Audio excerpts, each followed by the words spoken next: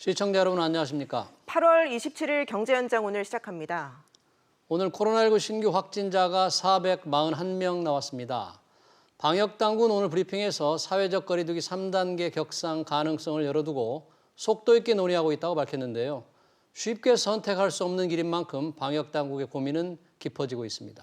네, 코로나19 확산으로 병상 부족 현실화도 문제가 되고 있습니다. 정부가 병상 확보에 적극 나설 것으로 보이는데요. 과연 이런 상황에서 이 코로나19 잡을 수 있을지 자세히 짚어보도록 하겠습니다. 시청자 여러분의 궁금하신 점이나 의견 문자 샵 3698번으로 보내주시거나 실시간으로 유튜브로도 참여하실 수 있습니다. 오늘 함께하실 분 소개해드리겠습니다. 신상엽 KMI 한의학연구소 학술위원장 나오셨습니다. 어서 오십시오. 네, 안녕하세요. 신상엽 위원장님, 이 신규 확진자 441명, 지금 대구 경북 사태 이후로 가장 많은데 정말 대폭증으로 가는 겁니까? 어떻습니까? 이게 좀. 지금 전국적으로 이제 유행이 크고 작은 유행이 이제 지속되고 있는데요. 이제 사실 가장 핵심은 아직 이제 사랑제일교회 이제 지금 검사 대상자가 5,900명 정도 되는데 거기서 이제 거의 1,000명 가까운 확진자가 나오고 있고 그 확진자로 인해서 한 23개 그 다른 시설에서 또 추가적인 2차, 3차 감염이 나타나고 있거든요. 그래서 그런 부분들에 대한 이제 확진자들이 계속 늘어나고 있고요. 또 광화문 집회 관련해서는 이제 거기 다녀오신 분들 중에서 동선을 속이거나 이런저런 이유로 인해서 지금 인천과 광주에서 또 이제 수십 명의 또 이제 확진자가 나오면서 지금 이 숫자가 모아진 그런 상황으로 보여서 앞으로는 이런 2차, 3차 이제 그런 대규모 모임이나 이런 그 유행에 따른 2차, 3차 감염이 어느 정도로 나타나느냐에 따라서 이제 유행이 좀 사그라드느냐 아니면 계속되느냐가 이제 좀 나타나게 될 것 같습니다. 사실 지난 주말부터 이 사회적 거리두기 2단계, 2단계를 지금 강화된 조치가 시행되고 있잖아요. 그 효과가 지금 아직 안 나타나고 있는 거죠. 사회적 거리두기 효과가 나타나려고 그러면 한 1, 2주 이상은 이제 지켜봐야 되는데요. 이제 문제는 이제 사실 이제 사회적 거리두기 2단계로 올리게 된 이유가 깜깜이 환자가 늘고 재생산 지수가 늘어나면서 이제 방역 당국에서 놓치는 환자들이 계속 늘어나고 있기 때문에 방역 당국의 노력만으로는 안 되니까 전 국민의 이제 도움을 받아서 이제 그걸 보완하겠다라고 했던 건데요. 근데 실제적으로 사실 이제 2월 달에 그 대구 경북의 신천지 유행 때 보면 그 자발적으로 그 이동이 한 40% 정도 제한이 됐었던 40% 이동이 줄었었던 그런 부분들이 있는데 40%. 평소보다요. 예. 근데 지금 지난 주말 같은 경우 이제 그 2단계가 발효되고 난 다음에 수도권 지역에 한 17% 정도가 줄었다고 하거든요. 그러니까 사실은 이제 2단계로 이제 격상이 된 이후에도 사실 국민들이 이제 좀 경각심들이 예전 그 신천지 유행만큼 되지 못하고 있는 상황에서 아직 이제 유행 또 기존에 이미 이제 퍼져 있는 유행들은 막을 수가 없는 부분들이고 이제 그런 부분들이 이제 같이 섞여서 지금 유행이 계속 확산하고 있는 그런 양상으로 보입니다.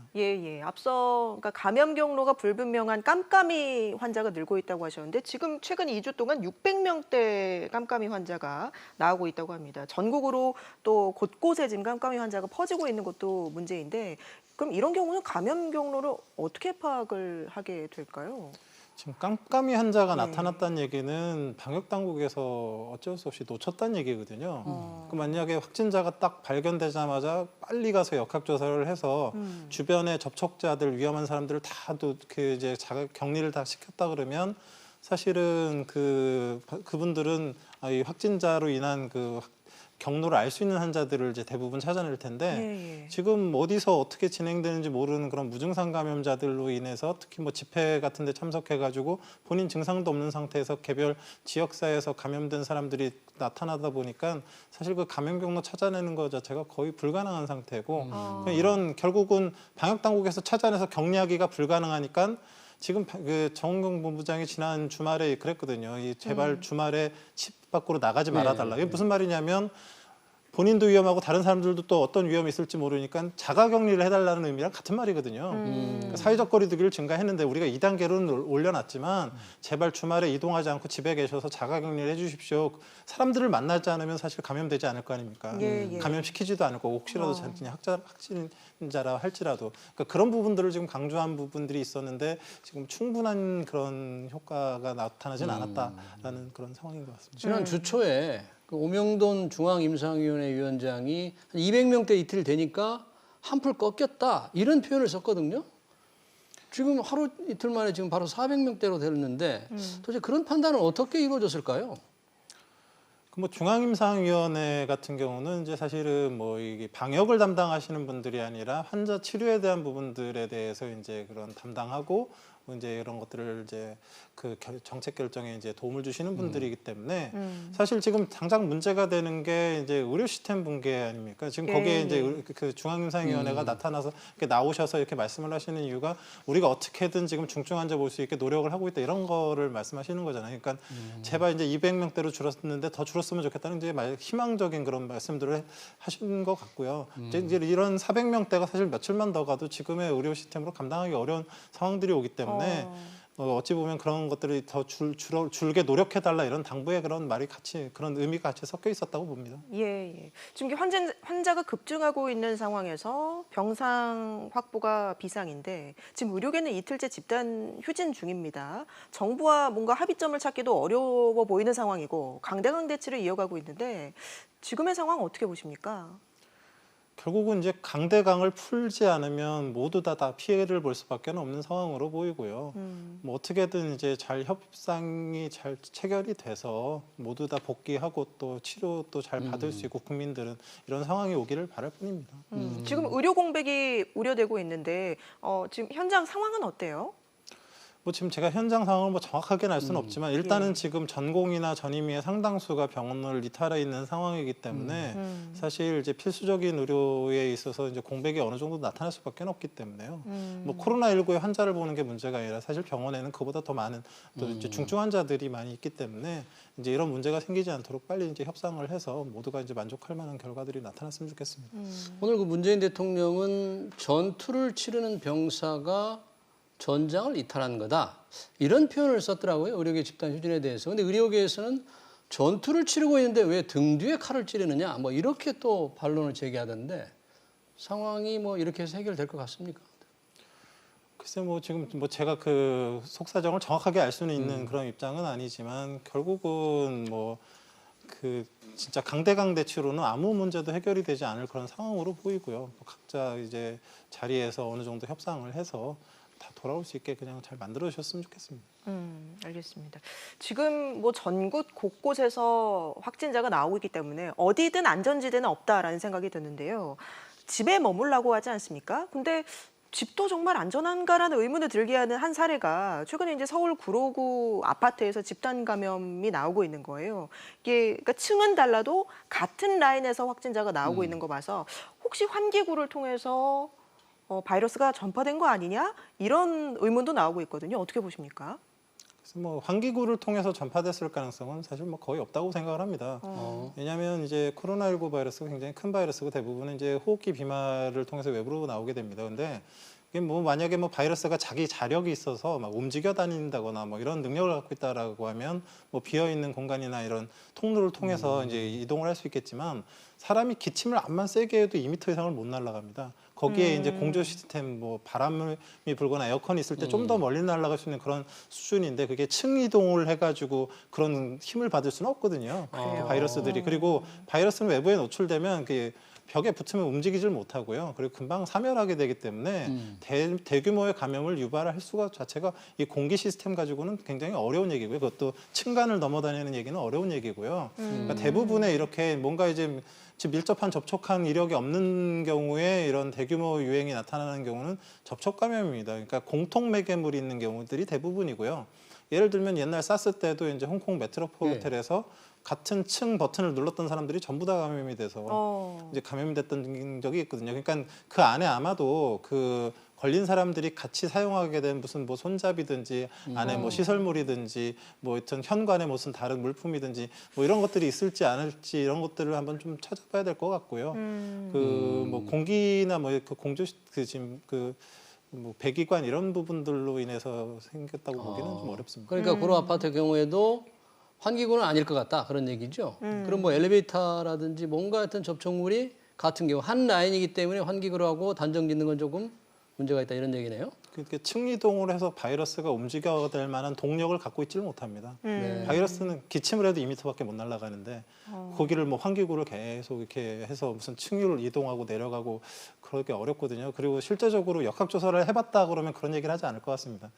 그건 굉장히 좀 뭐 그럴 수도 있지 않을까 상상은 할 수 있지만 실제적으로 역학조사를 해보면 그런 식의 그 감염이 그 유행이 발생하기는 굉장히 어렵습니다. 근데 아까 그 사례를 들은 그 홍콩 아파트의 경우 이제 사스 때 그때 왜 배수구를 통해서 전파가 돼가지고 수백 명이 감염이 되고 수십 명이 사망하게 됐다. 뭐 이렇게 좀 기억을 하는데 그것도 그럼 배수구가 아니나요? 극단적으로 얘기하면 바이러스가 물에 떠내려 다닐 수는 있습니다. 근데 그 뭐 코로나 바이러스 같은 경우는 소변이나 대변에서 가끔 검출되기는 하는데 대부분 죽은 그런 시체들, 그러니까 그 제대로 활성화된 바이러스라고 보이지 않기 때문에 그런 시스템을 가지고 뭐 대규모 유행이 발생한다 이런 것들을 생각하기는 굉장히 어려울 거라고 생각합니다.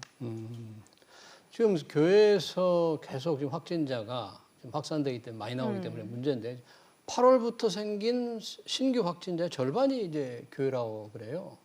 그러니까 대면 예배를 할 때 마스크를 잘 끼고 잘하면 괜찮다 이런 조금 안이한 대응 때문에 이렇게 많이 생기고 있습니까?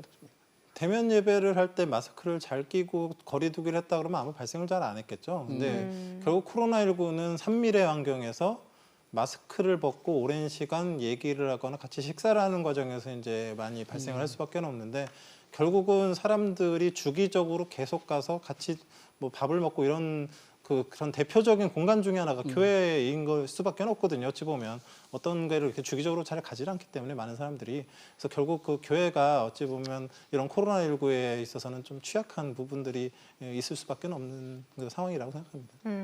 지금 확산세가 급속도로 진행이 되다 보니까 3단계 거리두기로 빨리 전환을 해야 된다라는 목소리가 커지고 있습니다. 그동안 신중하던 정부도 오늘 좀 모든 가능성을 열어두고 검토하겠다라는 입장으로 조금 변화가 감지되고 있는데요. 박사님 의견은 어떠십니까?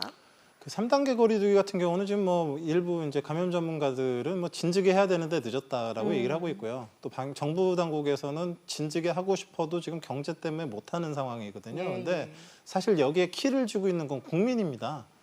지금 2단계더라도 3단계에 준해서 정말로 열심히 자가격리해 주시고 그런다 그러면 3단계로 안 갈 수가 있지만 지금 그런 부분들이 부족한 상황이 노출이 된다라고 하면 정부에서도 어쩔 수 없는 상황으로 이동 제한할 수밖에 없거든요. 3단계로. 그러니까 그런 상황이 정말 안 오길 바라는데 지금 사실 국민들의 그런 2단계에 그 지키는 그런 수준들이 충분하지는 않게 지금 나타나는 것 같습니다. 국민들은 이제 노력은 하긴 하는데 이 확진자 수가 어느 정도 되면 정부가 3단계로 조정할까? 이런 데에 대한 궁금증이 굉장히 많을 것 같아요. 이제 사회형편이 다시 늘어나니까 곧 3단계로 조정하지 않을까 하는 이런 생각도 해보는데 무슨 정부 나름의 기준이 있지 않겠습니까? 3단계 기준이라고 그러면 최근 2주간 이제 100명에서 200명 확진자가 계속 나오고 이미 그 기준은 어느 정도 만족을 한 상태고요.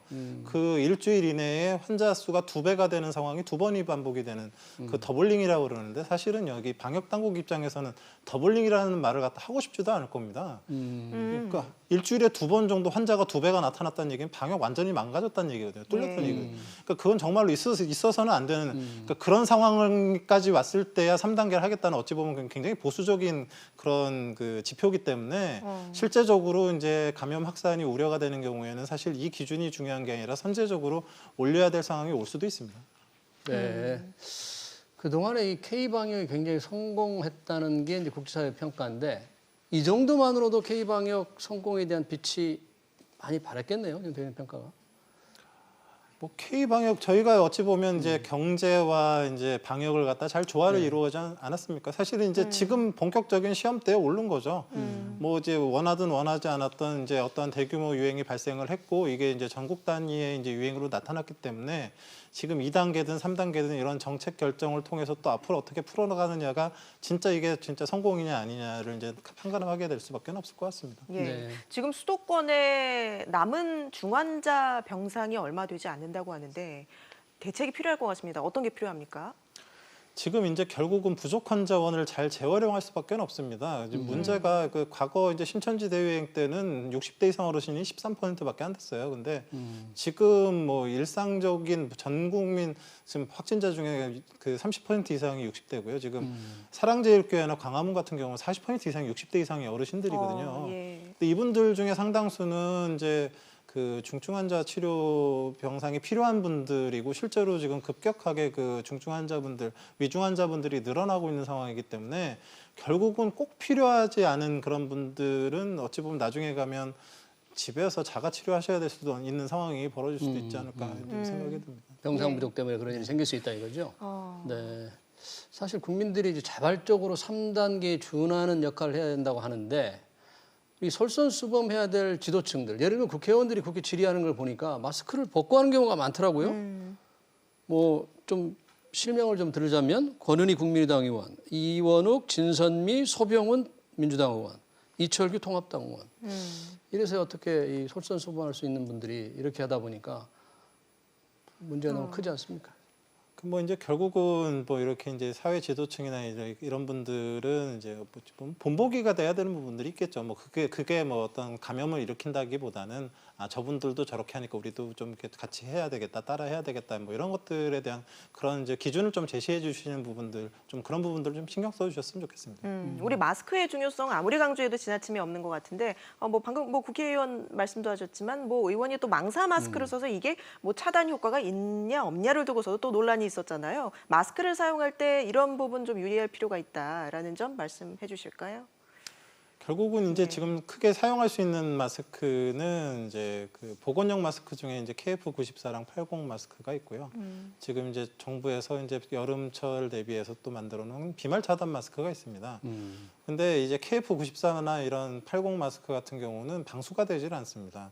그래서 여름철에 이제 장마철에 비를 맞거나 막 땀이 많이 나게 되면 그 안에 있는 이제 필터가 물에 노출되면 손상이 되기 때문에 그 숨쉬기도 힘들어지고 이제 방어력도 떨어지고 그러거든요. 그래서 이런 KF94 같은 이런 방역용 그 보건용 마스크 같은 경우는 확진 환자 또는 환자를 봐야 되는 그 의료진 또는 증상자 아니면 그 고위험군인데 사람 많은 곳에 가는 분들 이런 분들은 뭐 그런 마스크를 쓰는 게 좋겠지만 제 생각에는 일상적인 생활하는 건강한 분들 같은 경우는 비말 차단용 마스크를 제대로 잘 쓰는 것이 훨씬 더 이제 좋을 것 같고요. 이제 앞으로 이제 겨울철이 돼서 이제 또 이제 다른 상황이 벌어지게 되면 모르겠지만 지금 현재로서는 굳이 이제 뭐 비말 차단을 더 잘하니까 KF94 써야 되겠다 하시기보다는 비말 차단용 마스크나 뭐 덴탈 마스크는 구하기 힘드시지만 덴탈 마스크를 잘 착용하시는 것이 좋을 것 같고 꼭 말씀드리고 싶은 게 코 부분 노출시키시면 안 되거든요. 역학조사 나가 보면은요 이제 어떤 분들은 가습기 마스크를 썼는데 자가격리가 되시고 어떤 분들은 능동검시를 당하시는데. 일단 코가 노출돼 있는 분들은 다 자가격리 당하신다고 보면 됩니다. 그건 방역 당국에서 그걸 제대로 그 예방 효과가 있다. 마스크 코를 예방 이렇게 효과를 내놓고 쓰시는 분들? 인정하지 않습니다. 코 부분을 그래서 잘 눌러서 코가 노출되면 예. 그 마스크는 별로 인정하지 않습니다. 알겠습니다. 오늘 말씀 여기까지 듣겠습니다. 지금까지 신상엽 KMI 한국의학연구소 학술위원장과 함께 코로나19 상황 짚어봤습니다. 고맙습니다.